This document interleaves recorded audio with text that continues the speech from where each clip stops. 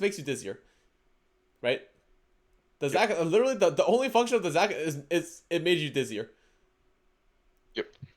So like, if you're already 9, you're guaranteed at least one Kabuko. You're guaranteed. You already have the Aurora. Unless you literally hit the Zac on 4-1 and you've been blobbing it the entire time, just don't play it. Damn, he barely lost this fight. I mean, this fight is basically anything I said, Diff. If you did anything I said correctly, you would have won this. You would have won this fight. But I think you would have been dead already. Honestly, in a normal lobby, I think you would have been dead already. What Like, do you mean? like on average, like your roll down was already very high roll this game. If your roll down was average, you'd probably be dead on like 5-1. Yeah, but in hindsight, it was like completely uncontested Zeri, right? So Oh like yeah, how? it's completely uncontested Zeri, but you know what else is uncontested? Cypher. Yeah, true. I guarantee you, if you played Cypher this game, you would have won first. I guarantee you. Or like at least top 2.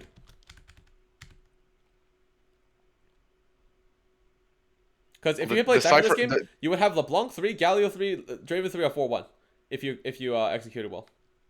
But the Cypher reroll line is something I'm not That's fine. That's fine. comfortable If you're like not I want to learn how to play it. okay, Like if you want to learn, but okay, I I will don't. say, don't be too But scared to lose LP, especially at this point in the season. LP is completely fake. Like, if you think you're weak on a line, and this if you want to play like competitive in the future, it's always good to like you must learn the line instead of like playing for LP. yeah, I don't think I want to play competitive, but I do want to get better at the game. Yes, yes, yes. Like But if you do want to I get don't better at think the I'm good game, at the game, don't care so too much I about your think LP, okay. right?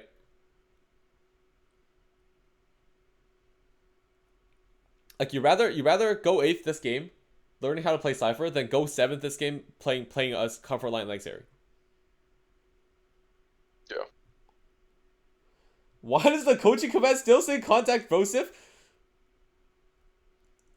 Because I don't even do coaching, man. I'm just sitting here for fun.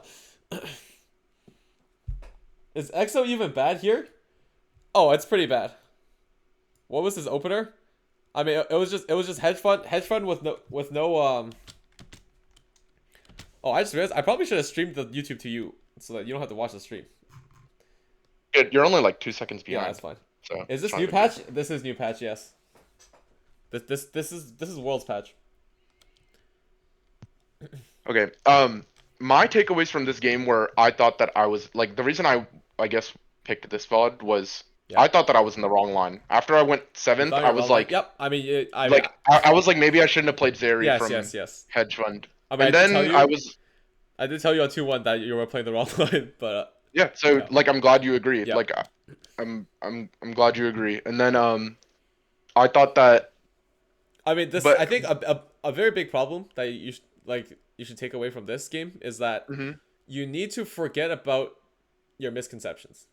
I think you have a lot of misconceptions that you like developed from like certain like just like playing through the game, and this is very common for like new players, of like it's like a results based analysis basically, right? You do well Yeah. in like let's say you played Scuttlepuddle one game and you took Hedge Fund and you did pretty well.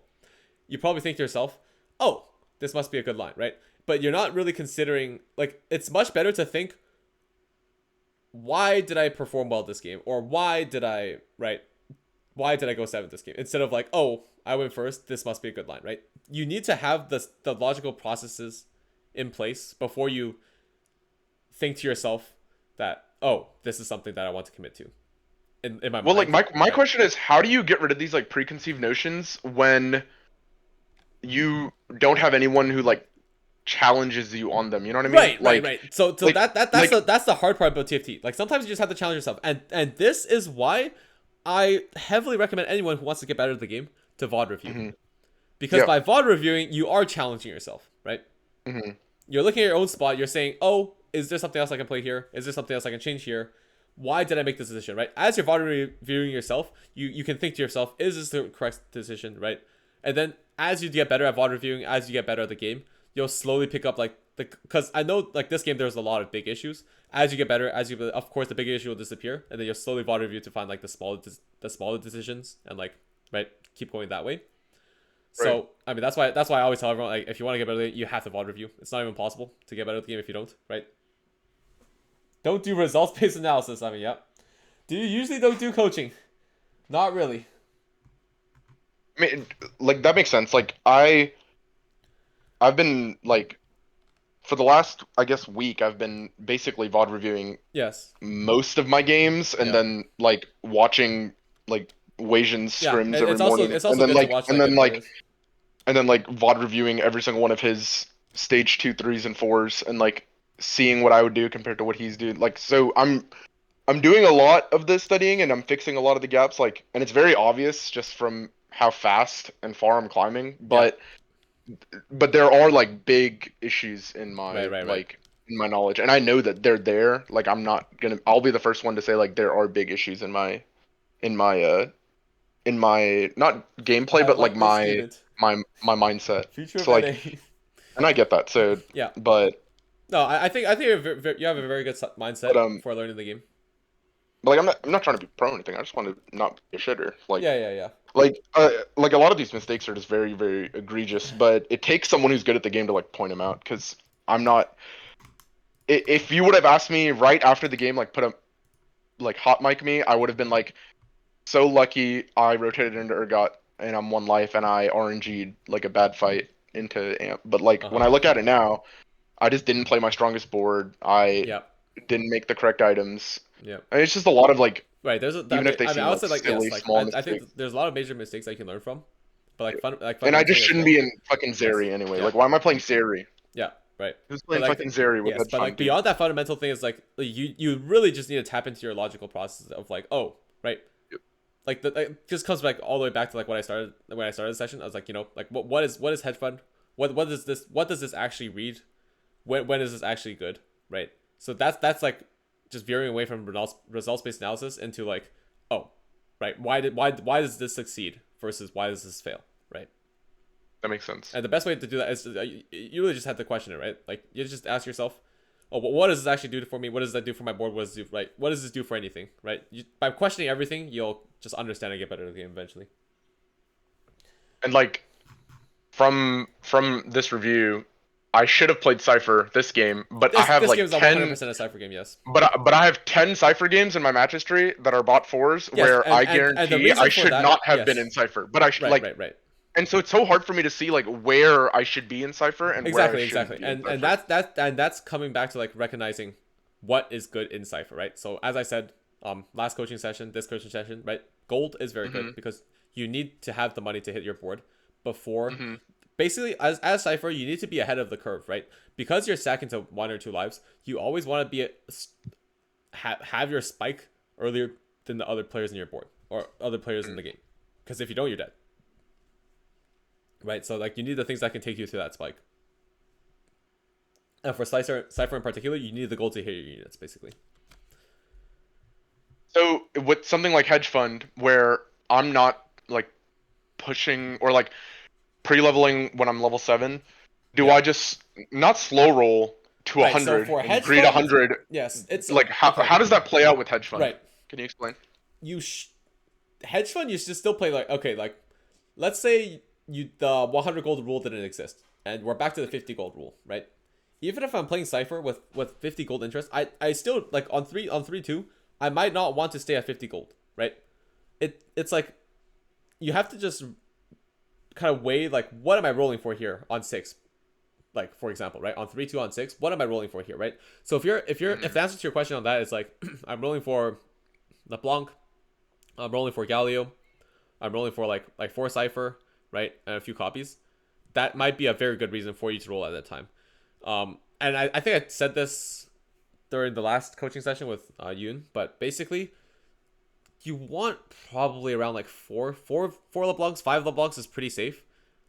By 6, if you want to hit LeBlanc 3 around the same interval you're hitting your other units on 7, right? Because you're Should you rolling be on like 6 slow and going rolling 7. on 6 and then Yes. going 7? Well, you don't have to slow roll. It's like it's just spot dependent, right? But like Right. 5 LeBlanc on Every 6 game is is generally different, like pretty HP, safe, tempo, right? all Like, that. 5 LeBlanc on 6 is pretty safe for you to go 7, roll down all your gold, and hit LeBlanc and Galio and Draven around the same time. But like that's just like understanding the game as opposed to like, because like that takes a lot more thinking. That takes a lot more It's very spot like dependent. yeah, it's very spot dependent. I mean, it's just like you have to play like that's another thing of like, you know, if you're not uncomfortable, if you're uncomfortable on the line and other people are succeeding on the line, you are obviously doing something wrong. You cannot. Okay, you can low roll 10 games in a row. I promise you, That's not- 99.99% no, I'm of the time, low rolling. you are not low No, rolling 10 I'm not games in a low row, right? So like, I'm not. there's obviously something I'm you're doing not. wrong. So like, that's like something like, oh, I can work on that. Yeah. So I personally would say, if you are struggling with a comp, like try to even play it more. Don't look at the LP. Just like try to understand why you're failing at this comp, right? Yeah.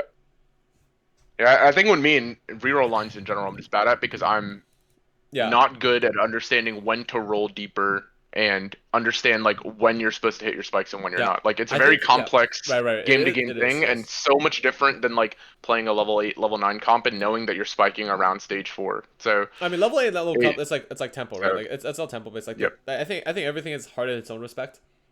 There are a lot of resources out there that can teach you the basics of reroll and like some other things. You can always refer to like those fundamental guides. That I think those will help you out as well. I can't like name would make you a anything. better I player. can't name anything off of my head because I'm gonna be honest. I played the game, started set 6. But I've been playing like a lot since like set 10. So like I don't really watch those videos. But I assure you there are like a lot of like helpful videos out there. Because I've just been trying to watch Marcel because he's been playing a lot of stuff. I mean Marcel's been streaming a lot. He's He's a a great player. so. He explains things pretty well, right? So it's always good. It's to watch.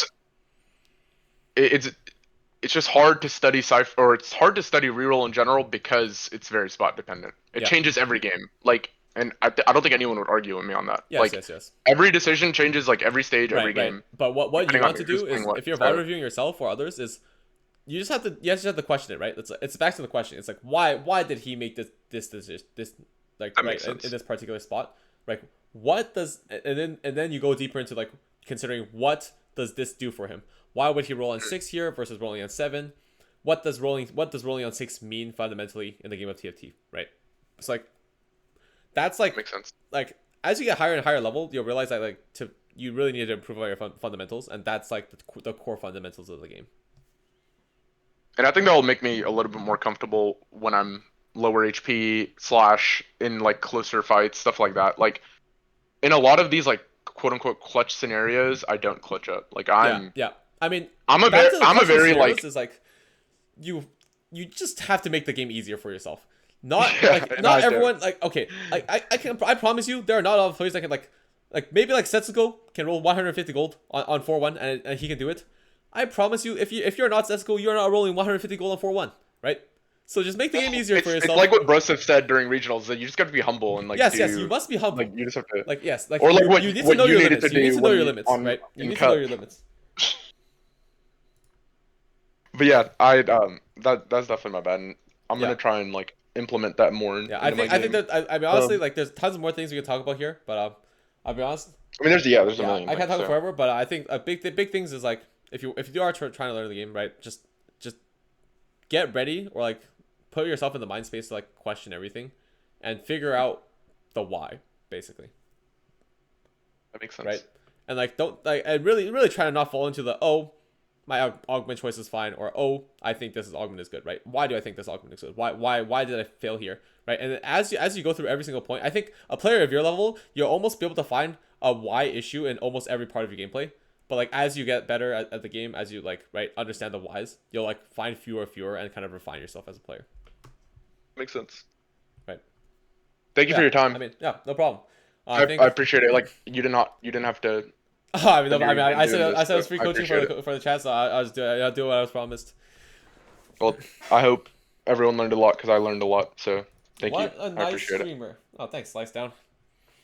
Didn't What a Slice? nice I mean, I streamer. think Slice Down said, "I like this. I'll teach you the game." Wait, I mean, Slice Down, you wanna adopt Crimson? Please.